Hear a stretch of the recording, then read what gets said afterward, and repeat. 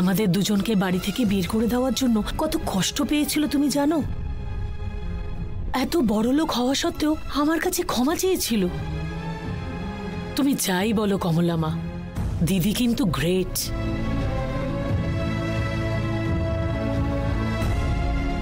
কমলা মা, কমলা মা, কমলা মা, কি হলো রে রূপা? কখন থেকে তোমার সঙ্গে কথা বলছি, সাড়াই দিচ্ছ না তুমি? শুনছিলাম তো। আমি কি বলছিলাম তুমি বলো তো? ওই তো দিদির ব্যাপারে বলছিলি। কি বললাম বলো? এই তো উনি খুব ভালো, ওই কোনো কিছুতে সহজে হার মানেন না, উনি খুব সাহসী। তুই তো এই কথাই বলছিলি না? তুমি আমার কোনো কথাই শোনোনি, ছাড়ো তো। আজকাল তুমি অনেক বদলে গেছো কমলা মা। আগের মতন তুমি আর একদম নেই। তোমার কথা বলার ধরনও বদলে গেছে। আরে বুঝতে পেরে গেল নাকি? আমার কথা ঠিকভাবে উত্তরই দাও না তুমি।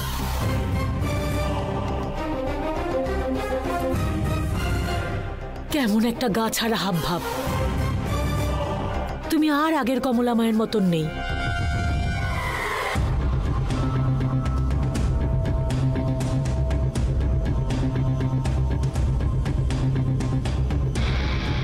একদম প্রতাপ স্যারের মতন করে কথা বলছো তুমি।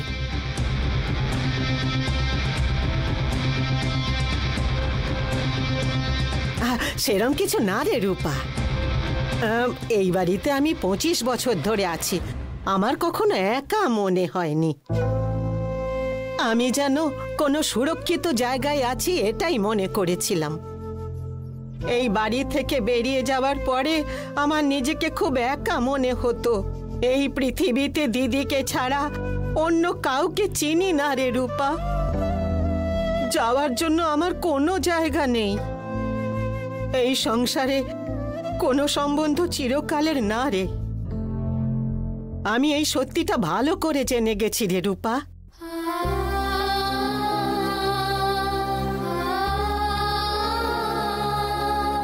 তুই জানিস আমি চাদর ঢাকা দিয়ে বাচ্চাদের মতো কেঁদেছি। প্রথমবার আমার কেউ নেই বলে মনে হলো। প্রথমবার আমার কেউ নেই বলে মনে হলো।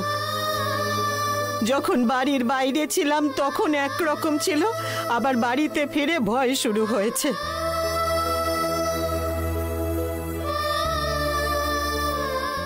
সবকিছু ঠিক হয়ে যাবে কমলা মা। তুমি দেখো, দিদি আমাদের আর কোনোদিনও একা ছাড়বে না। দিদি আমাকে খুঁজে বের করে অনেক বড় বিপদ থেকে বাঁচিয়েছে।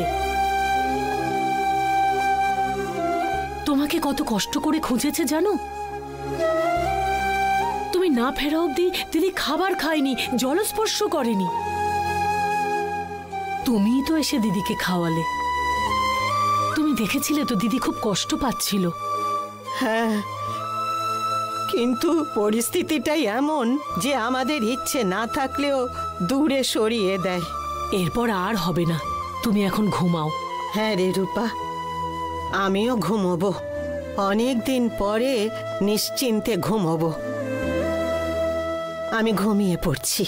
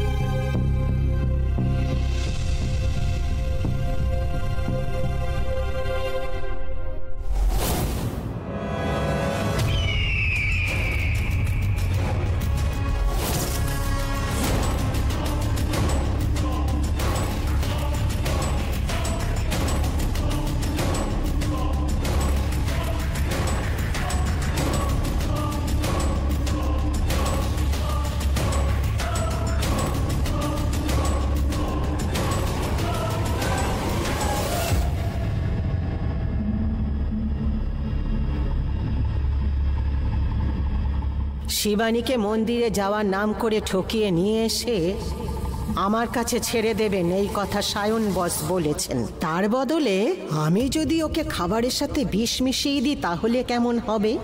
না রে বাবা, আমি দোষী হয়ে যাব। উনি যা বলেছেন আমি তাই করব।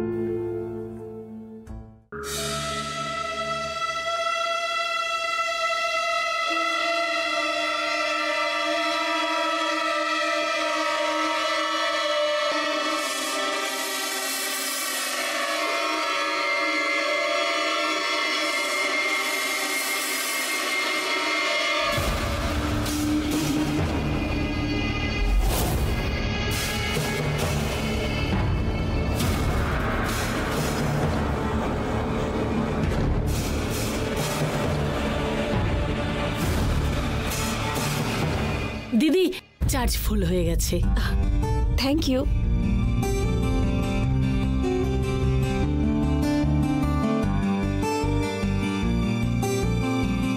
কমলা মা,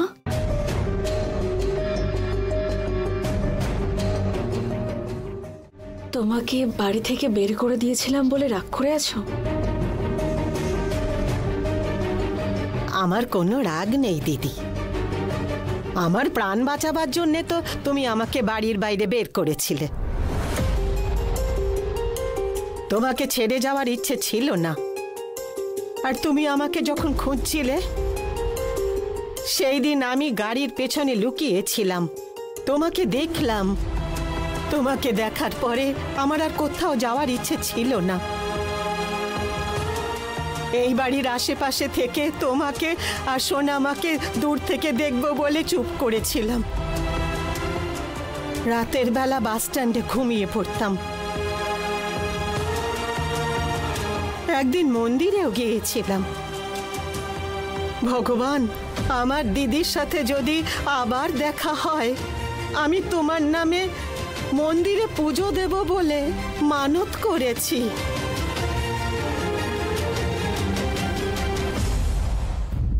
তাহলে চলো না কমলা মা, ওই মন্দিরে আমরা দুজন গিয়ে পুজো দিয়ে আসি।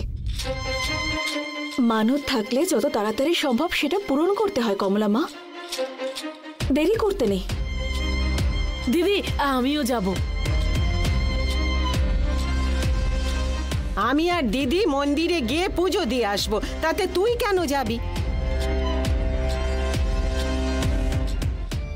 রূপা, ছেড়ে দাও না। কমলা মা একটা মানত করেছে, আমরা দুজনে গিয়ে পুজো দিয়ে আসি। তুমি বাড়ির কাজগুলো সামনে নাও। কমলা মা, তুমি দাঁড়াও, আমি এক্ষুনি রেডি হয়ে আসছি। হ্যাঁ, ঠিক আছে দিদি।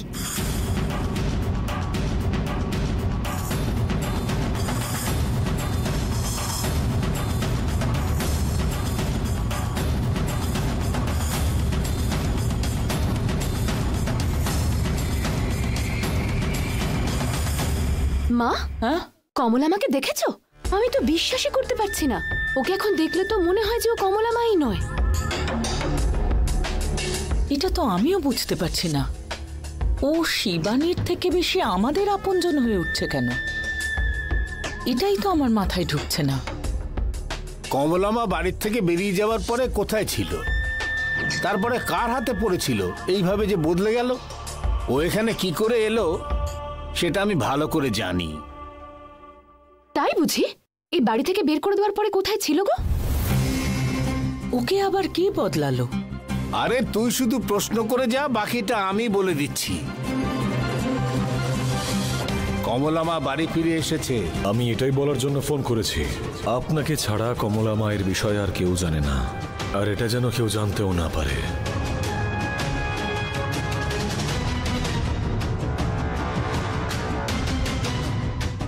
বলতে পারবো না। কেন দাদা, বলতে পারবে না কেন? এই বাড়িতে একটা লাশ পড়বে,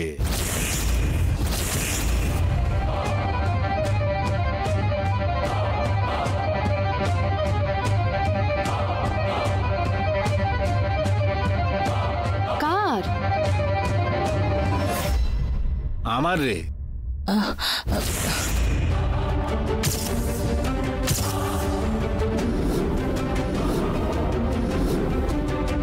কখনো কোনো বিষয় জানা থাকলেও বলতে নেই। কি কমলা মা, শিবানীর সাথে গভীরভাবে এত কি কথা বলছিলে? শিবানীকে কিডন্যাপ করছি।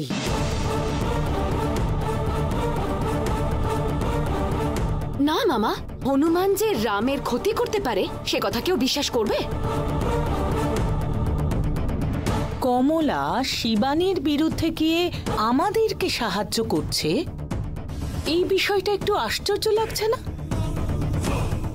এত দিন ধরে তোমাকে দেখলে যে আমার কি রাগ হতো কমলা মা, এখন দেখলেই আদর করতে ইচ্ছে করে। কেউ যেন নজর না দিয়ে দেয় তোমায়।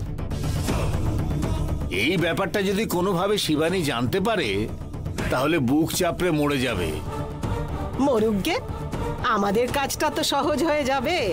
কমলা, এই তুমি কি কথা বলছো? আমি তো এটা বিশ্বাসই করতে পারছি না। আচ্ছা, শিবানীকে কিডন্যাপ করার জন্য কি প্ল্যান করেছো? ঠাকুর, আমি আবার বাড়িতে ফিরলে আমি শিবানীদিকে সঙ্গে এনে আমরা দুজনে একসাথে পুজো দেব বলে আমি মানত করেছি দিদি। এই মিথ্যে কথাটা বললাম, বোকা বিশ্বাস করেছে। ও হো হো হো। তারপরে শিবানী বলল, ঠিক আছে কমলা মা, আমরা দুজনে মিলে ঘুরে আসি, এই বলে মেনে নিল। এরপরে ওকে নিয়ে গিয়ে যেখানে পৌঁছে দেওয়ার আছে সেখানে পৌঁছে দিয়ে আসবো।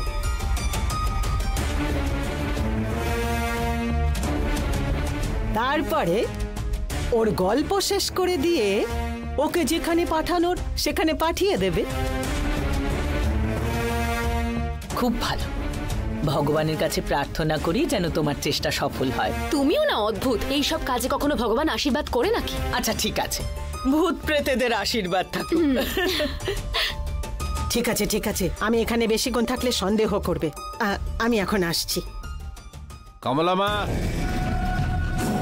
All the best.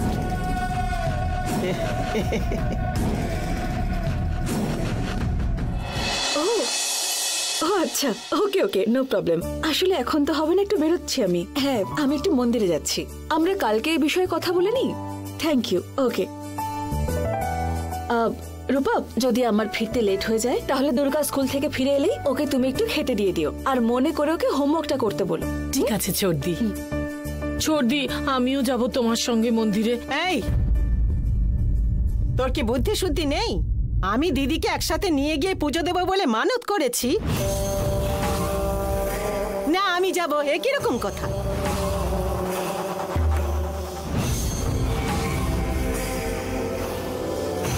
রূপা, কমলা মা ঠিকই তো বলছে, তুমি একদম চিন্তা করো না, আমি গিয়ে তাড়াতাড়ি ফিরে আসছি। ঠিক আছে চর্দি, সাবধানে ঘুরে এসো।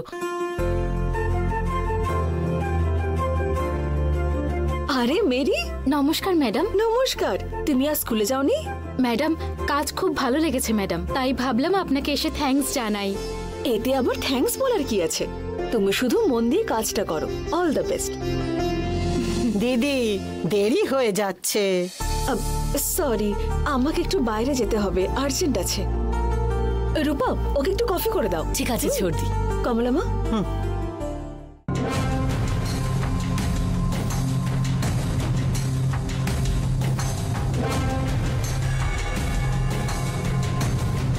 ম্যাডাম আসুন।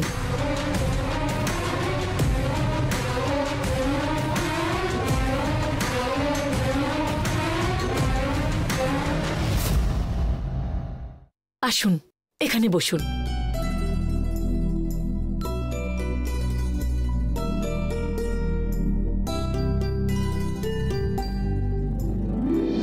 আরে দাঁড়িয়ে আছেন কেন আপনি? বসুন। না না, আমি এখানেই ঠিক আছি। কফি নিন। আমরা যখন ছিলাম না তখন আপনি এই বাড়িতে কাজ করতেন না? হ্যাঁ।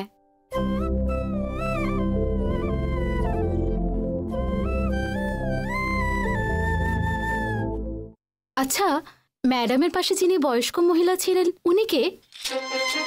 ওনাকে একটু গন্ডগোলের মনে হচ্ছে।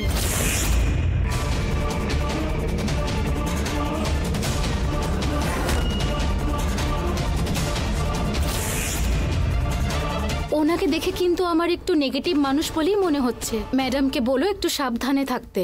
কার ব্যাপারে বলছেন আপনি? সর্দিকে আপনি এই বিষয়ে বললে আপনাকে বাড়ি থেকে দূর করে দিত। দিদি যখন ছোট ছিল তখন থেকে উনি আছেন এখানে।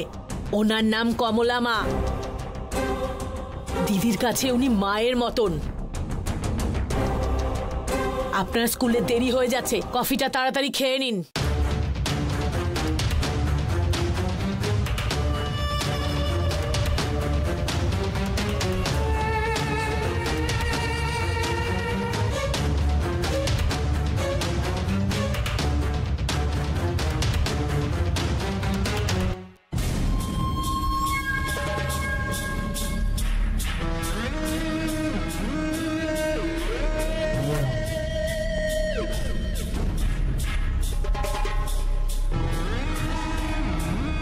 বস, একটা কল এসেছে। হ্যাঁ বলুন প্রতাপ বাবু।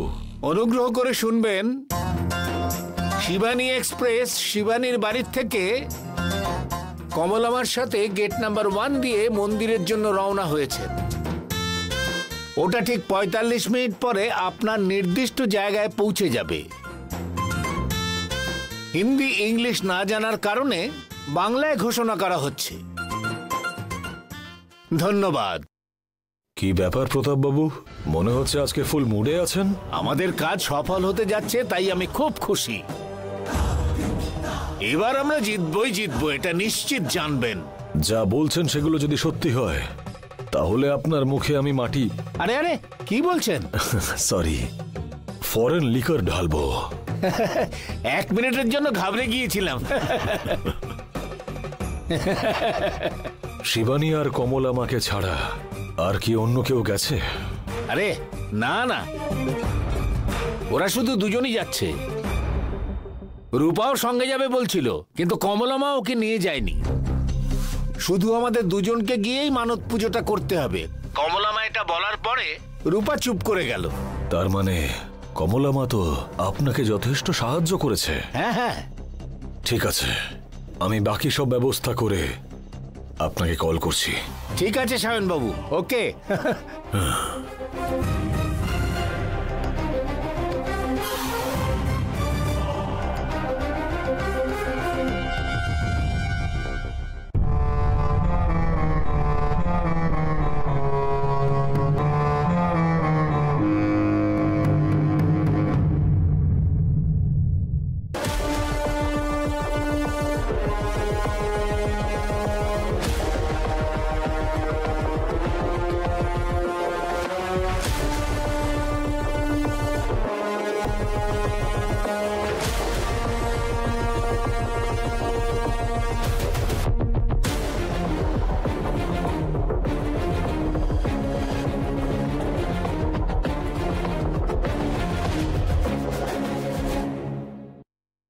কমলা মা, এবার কোন দিকে যাব আমরা বলো?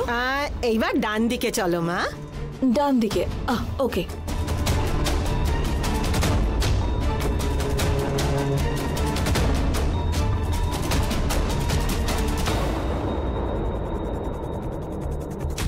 কমলা মা, আমরা কি ঠিক রাস্তাতেই যাচ্ছি? হ্যাঁ হ্যাঁ হ্যাঁ, ঠিক আছে গো। হ্যাঁ, এই রাস্তা দিয়ে সোজা চলো।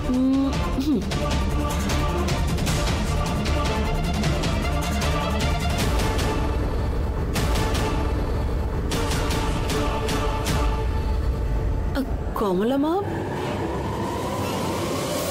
এই রাস্তায় তো কাউকেই দেখতে পাচ্ছি না। মানে আমরা যে রাস্তায় যাচ্ছি সেটা ঠিক রাস্তা তো? তোমার যদি ডাউট হয় তাহলে কোন একজনকে ডেকে জিজ্ঞেস করে নাও না।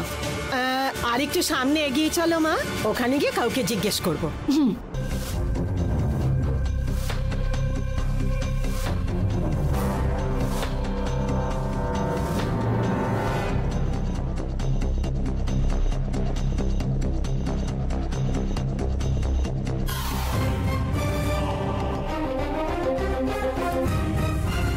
দাদা, এখানে একটা দেবী মায়ের মন্দির ছিল না?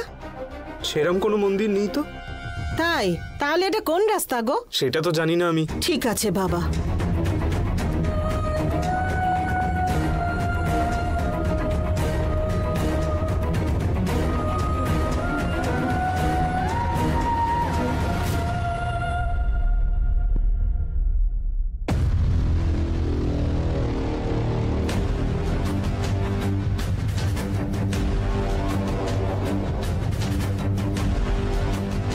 কমলা মা, হ্যাঁ? খুব টেনশনে আছো মনে হচ্ছে। কিছু না দিদি, তোমাকে ভুল রাস্তায় নিয়ে যাচ্ছি কি না সেই জন্য ভয় করছে।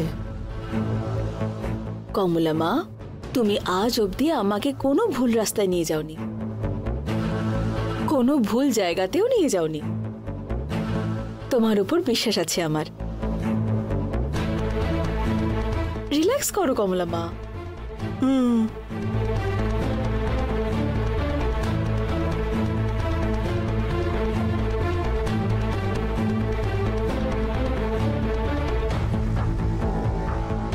দিদি, এবার সামনে গিয়ে ডান দিকে চলো।